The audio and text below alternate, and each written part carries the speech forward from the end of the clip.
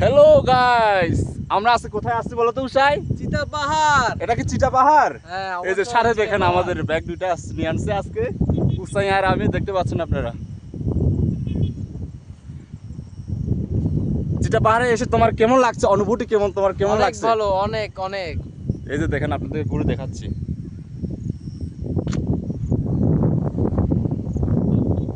wow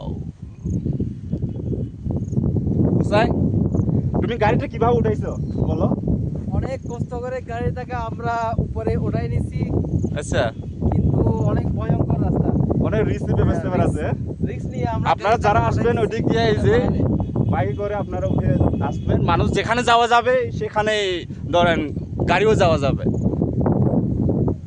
wow দেখেন,